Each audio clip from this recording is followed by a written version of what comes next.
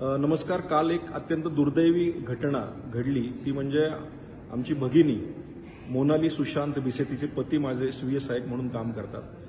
ती प्रेग्नंट असल्यामुळे दीनानाथ हॉस्पिटलला डिलिव्हरीसाठी ॲडमिशनला गेलेली असताना आणि पोटामध्ये तहानी 2 मुलं होती, जी जुळी होती आणि तिथं तिला 10 लाख रुपये अर्जंट भरा, नाहीतर आम्ही ॲडमिशन देणार नाही असं सांगितलं गेलं. 3 लाख रुपये भरण्याची तयारी असतानाही त्या ठिकाणी आम्ही ॲडमिशनच देऊ शकत नाही, क्रिटिकल शस्त्रक्रिया आहे असं सांगितलं गेलं आणि ॲडमिशन नाकारलं गेलं.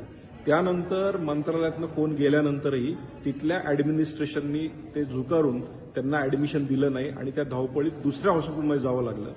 पण त्या दुसऱ्या हॉस्पिटलमध्ये गेल्यानंतर त्या ठिकाणी ट्रीटमेंट मिळाली, त्या ठिकाणी त्यांना 2 जुळ्या मुली झाल्या, पण दुर्दैवी त्या आईचे त्या ठिकाणी मृत्यू झाला. मला हे सांगायचं की दीनानाथ हॉस्पिटल हे खऱ्या अर्थानं गरिबांसाठी आणि ट्रस्ट म्हणून चालवलं जातं, पण अशा प्रकारचा अत्यंत गंभीर गुन्हा ह्या हॉस्पिटलने केलेला आहे आणि अशा अनेक तक्रारी ह्या आलेल्या आहेत आणि हे जर माझ्या स्वतःच्या पीए बरोबर होत असेल तर अत्यंत दुर्दैवी घटना आहे. त्यामुळे येणाऱ्या अधिवेशनामध्ये नक्की हा विषय आम्ही मांडणार आहोत आणि याविषयी कडक पावलं नक्कीच माननीय मुख्यमंत्री आणि सर्वांनी उचलावी अशी मी विनंती करणार आहे.